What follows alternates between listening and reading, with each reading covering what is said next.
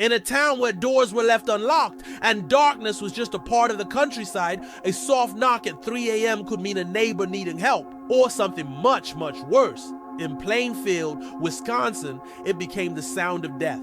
The cold bit harder than usual that November morning, the gray sky sagging low like a coffin lid. Deputy Frank Warden stared at the empty hardware store, heart pounding in his chest. His mother, Bernice Warden, was supposed to open early. She never missed a morning in 30 years. But today the lights were off. The door hung ajar. Inside, it smelled wrong, like metal and something older, rotting. The counter was stained dark, a puddle of blood half wiped in frantic smears. The register was empty, a receipt book left open. The last sale written neatly in her handwriting. 1 gallon antifreeze, Ed Gein. Frank knew Ed. Everyone did. That strange little man. Shy, almost childlike. Always mumbling about his mother, even though she'd been dead for over a decade. Frank called for backup. Within hours, armed deputies rolled down the frozen dirt road to the Gein farmhouse, a rotting husk buried deep in barren fields.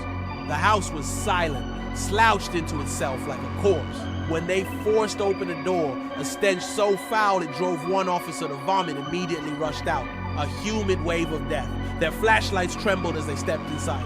The rooms were a horror show. Faces peeled from skulls hung on the wall like hunting trophies. Skulls sawn in half and used as soup bowls.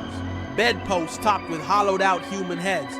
Furniture upholstered in human skin, stitched with black thread in the kitchen. Swinging gently in the cold draft from a broken window, hung the body of Bernice Warden, her torso split open, gutted like livestock, head missing, and then they found the mask, her face carefully removed, mouth frozen in a silent scream. They found Mary Hogan too, or what was left of her, a familiar laughing woman who had vanished from the local tavern 3 years earlier. Her face was preserved in a paper bag. Her skull sat near the stove. When they arrested Ed hours later at a neighbor's house, he smiled softly. He wasn't running. He wasn't hiding. In fact, he seemed relieved.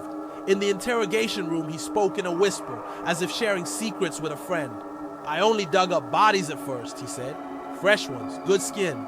But sometimes it wasn't enough." He described how he painstakingly crafted a woman's suit out of corpses, stitching pieces together, trying it on in the moonlight, dancing in his dead mother's clothes. He told them that when he wore the skin, he became her again. It felt like she was holding him, he said. As investigators pieced together Ed's past, an older horror surfaced, one nobody in town had dared question. Years before, Ed's brother Henry had died during a mysterious brush fire. Henry the strong one, the smart one. Henry who had started speaking out against their mother, calling her a wicked woman. On the night of the fire, Ed and Henry had been clearing brush. Somehow, they got separated. Ed walked calmly into town hours later and told authorities he couldn't find his brother.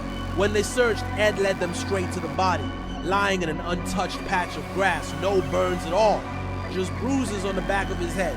The fire hadn't killed Henry. Someone had. In hindsight, it was obvious. Henry was the only thing standing between Ed and his mother's poisonous grip.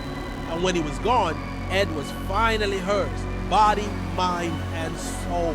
The boy who once knocked sweetly on neighbors' doors with pies baked by his mother had been hollowed out long ago, replaced by something stitched together in the dark, something that wore human skin to feel loved again.